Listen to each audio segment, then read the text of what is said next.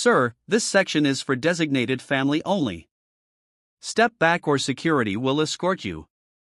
That's what they told him. He didn't argue. He just stood there in his old Marine jacket, holding the invitation his son wrote by hand. Dad, I want you in the front row. They thought he didn't belong. But 6 Navy SEALs, sitting quietly in the 5th row, they knew exactly who he was. And when they stood up, everything changed. Welcome to Grateful Stories, where tales of compassion and kindness are told. Let's uncover what really happened.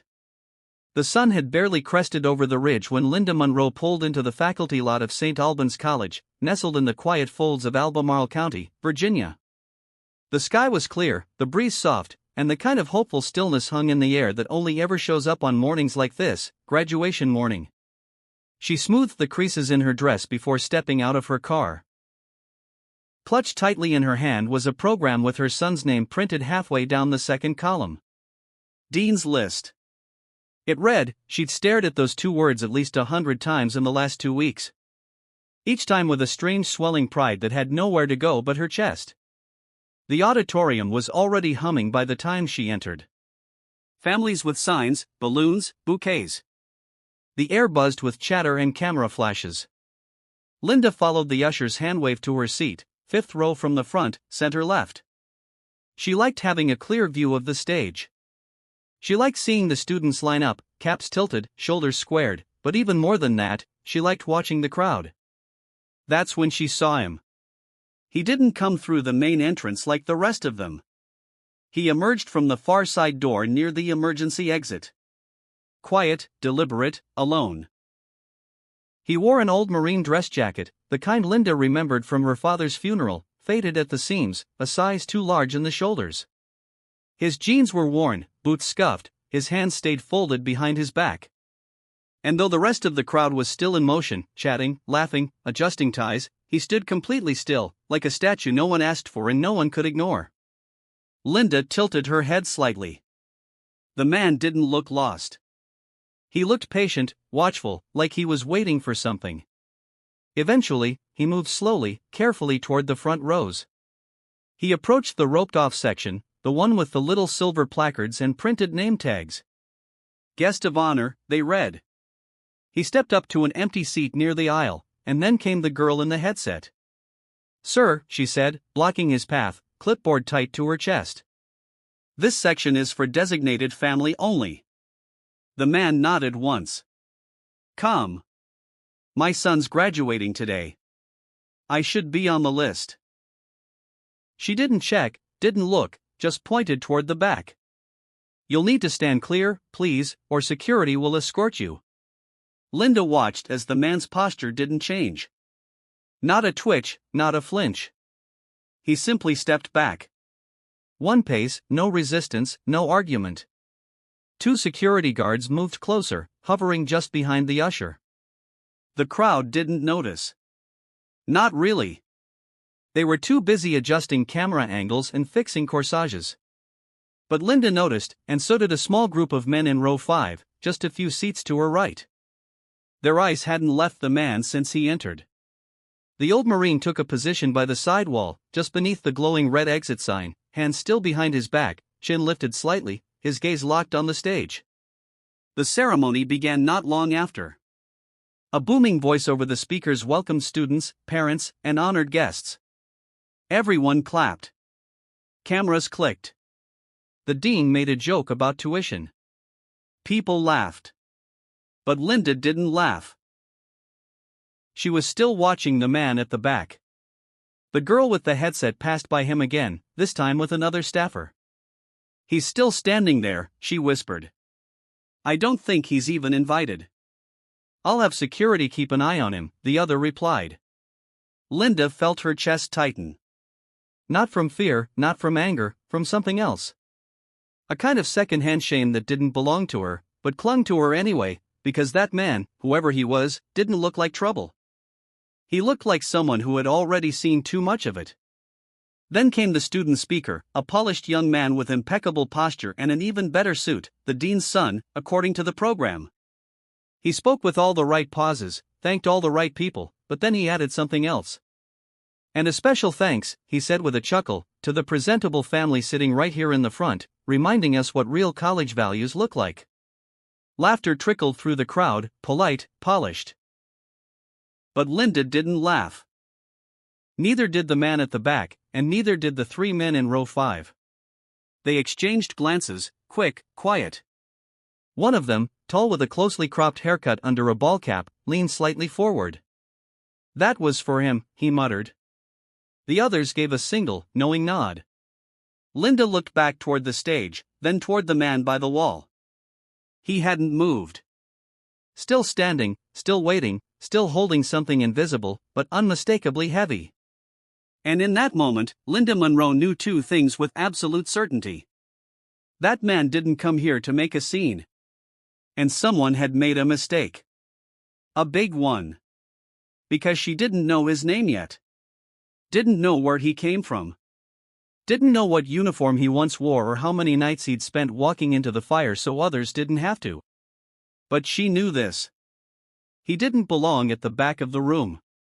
Not today. Not ever. And if nobody else was going to see it, then maybe it was up to her. The program shifted. One name after another was called.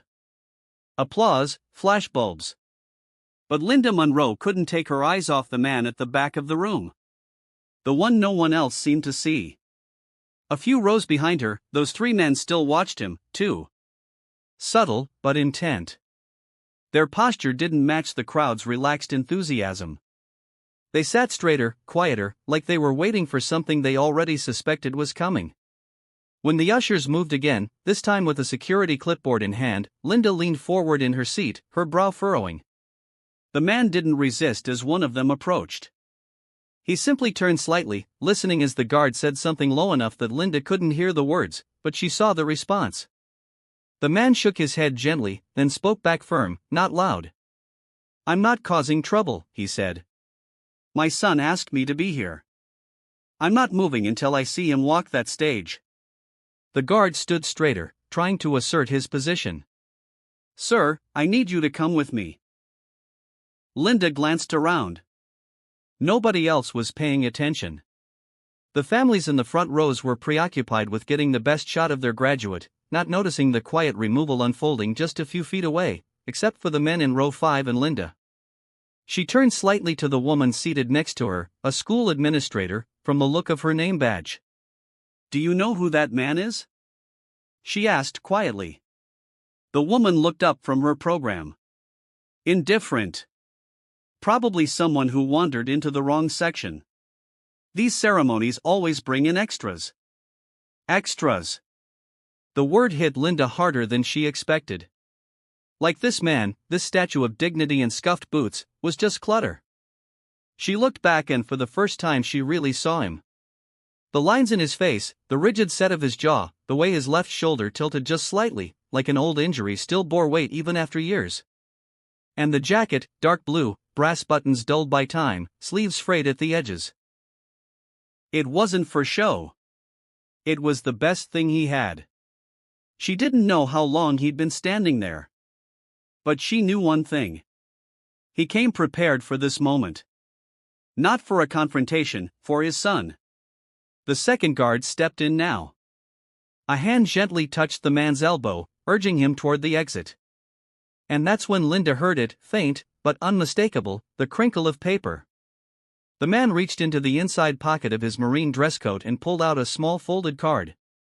Its edges were softened from being read too many times. He held it out, not to the guard, but just in front of him. Not as a weapon, as a reason. "My son sent this," he said softly. Handwritten. Linda caught a glimpse of the words scrolled in blue ink. One sentence, "Dad, I want you in the front row," but that didn't matter to the staff. "No guest pass, no seat," the usher said firmly. "Please, sir," the man exhaled slowly and nodded. No resistance, just a quiet, obedient step back. Linda felt something rise in her throat. Anger, yes, but also shame. Not hers, his.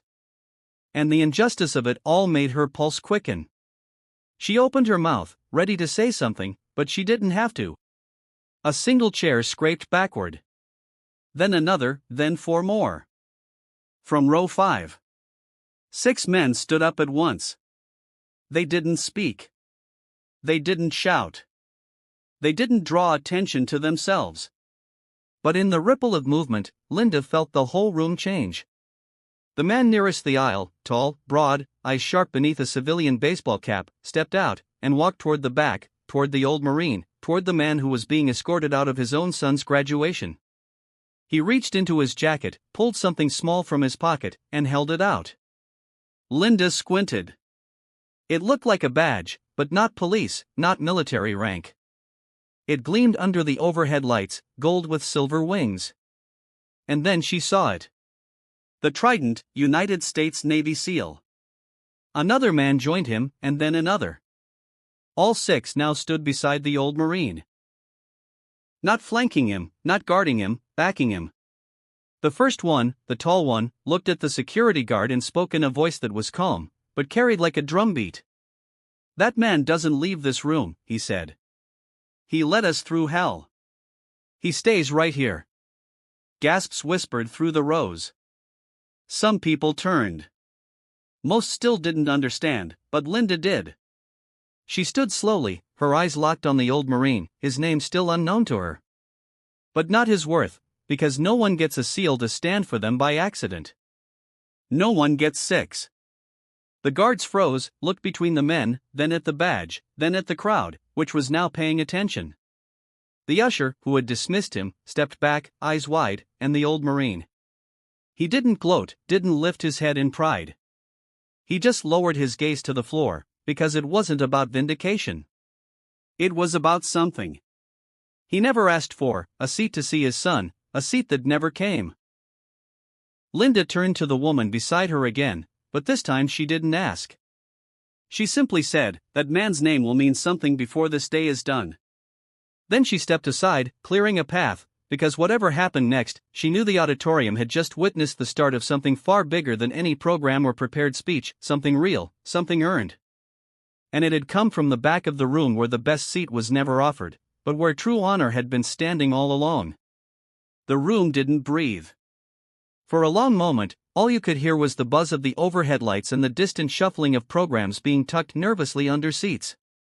The 6 men stood shoulder to shoulder, their civilian clothes doing nothing to hide who they were anymore. The badges in their hands caught the auditorium lighting, small, shining, and unmistakable. Navy SEAL Trident. Linda Monroe didn't move. Her pulse beat in her ears, but her feet stayed still.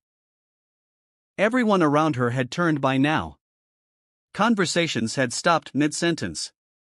Phones lowered. Laughter dried in the air like it never belonged there. And the man at the center of it, still unmoved, just stood there quietly. The invitation still folded in his hand.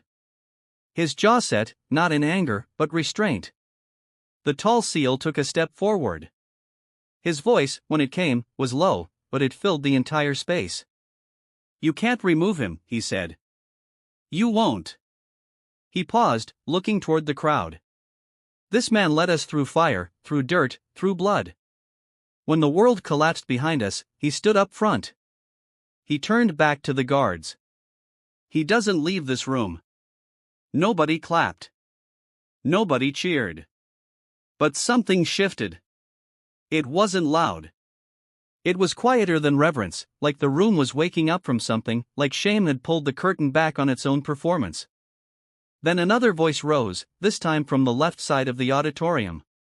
It wasn't young. It wasn't commanding, but it carried. A man stood, older, his chest dressed in military medals that shimmered beneath a gray jacket. A few heads turned, a few gasped. Linda did, too. She recognized the uniform. A colonel. "I know that man," the colonel said, voice unwavering. "His name is Master Sergeant Raymond Cole, 3rd Reconnaissance Battalion, United States Marine Corps, retired." He took a breath thick with memory. "In 2006, during Operation Firewatch in Kandahar, I watched that man run back into a burning compound to drag out 5 Marines under active fire. He didn't ask for backup. He didn't wait for orders. He just went. Silence fell heavier than before. He was the only one who came back outstanding, the colonel finished, because he carried the rest of us on his back. A single cough echoed in the distance. Someone dropped their program, but still no one spoke. Linda looked at the man again. Raymond Cole, still standing, still silent, still not demanding a thing. Then a shuffle from the side of the stage. Movement behind the rows of graduates. A young man in cap and gown stepped forward, his steps quick, purposeful, eyes searching the crowd, his cap tilted slightly to one side, his hands trembling as he reached for the microphone on the podium. Linda knew before anyone said a word, this was the son. Lucas Cole. He didn't clear his throat, didn't wait for permission. He just leaned into the mic and spoke. "That's my dad." Every head turned toward the stage. Lucas stared down into the crowd, his voice tight with emotion, but steady. He didn't want attention. He never did. Every morning before school, for as long as I can remember, he told me the same thing. He paused, his breath caught. Then he pushed forward. Stand tall. Keep going.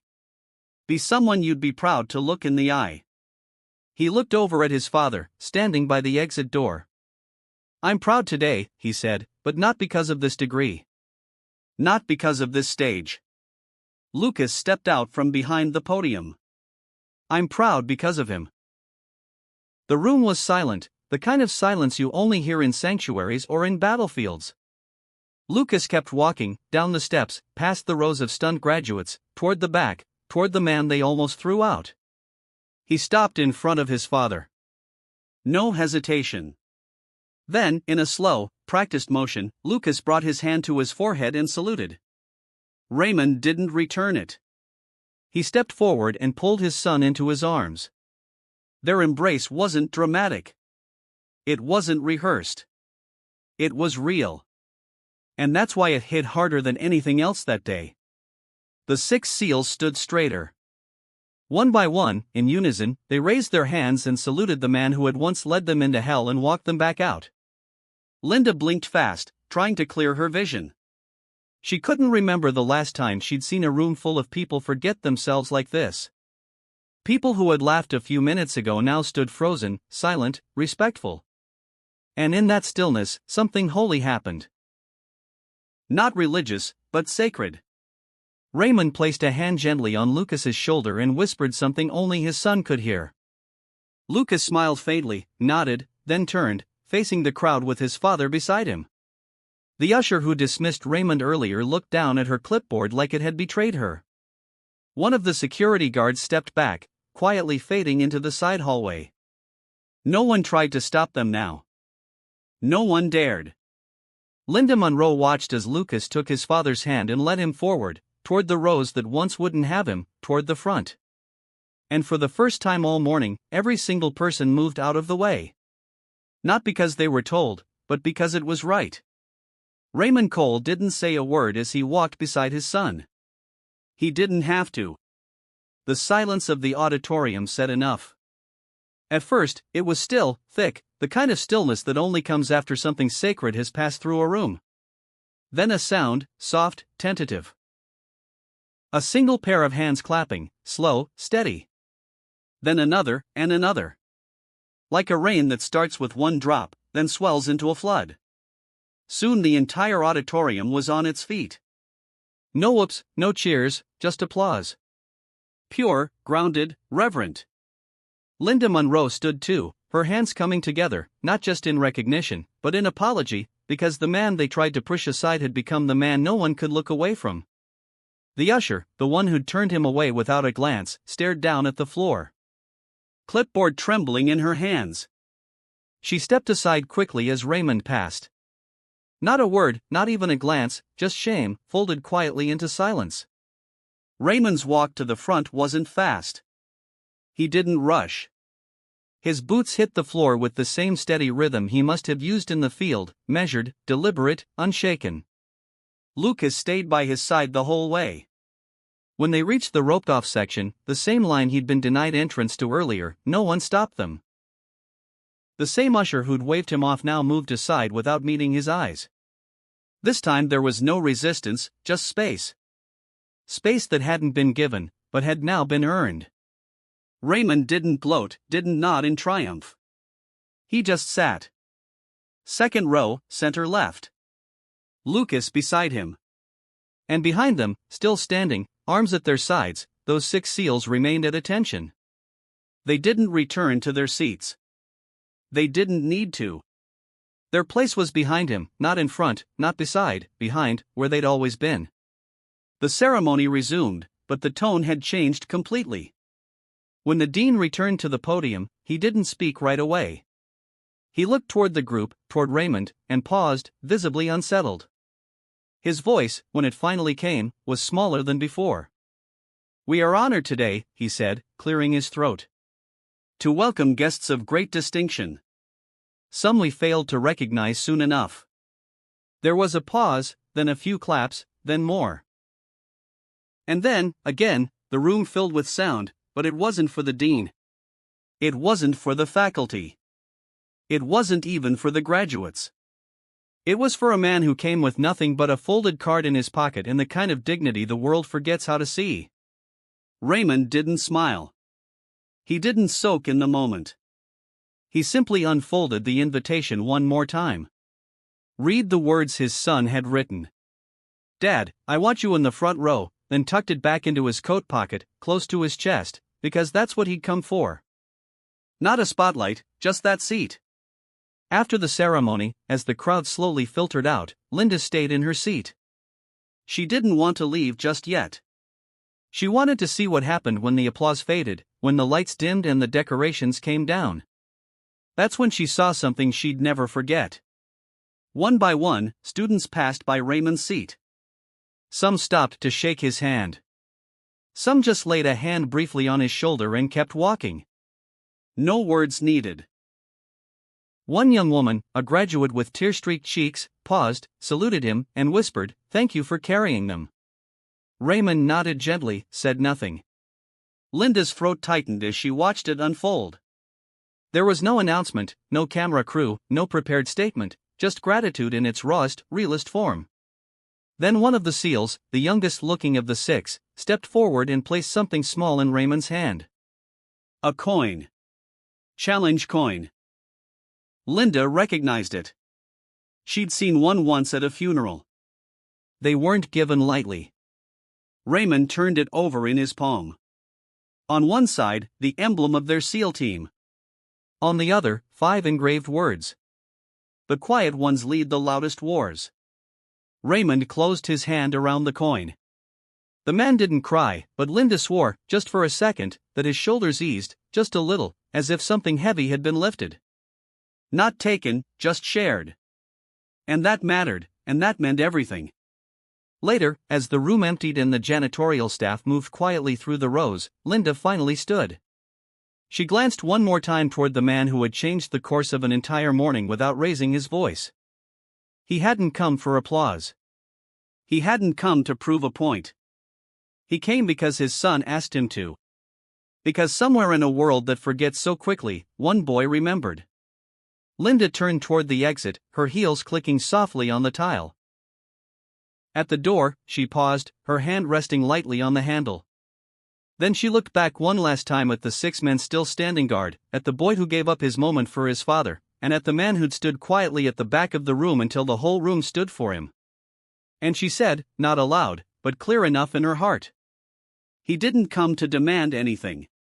He came for a seat. But by the time he left, the whole room stood for him.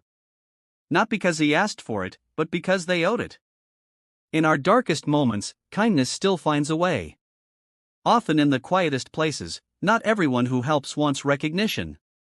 Some just need to know that today someone isn't going hungry. And sometimes that alone is enough to change a life.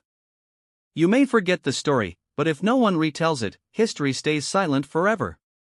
Subscribe to Grateful Stories, where justice is honored, kindness is remembered, and no act of quiet heroism is ever lost.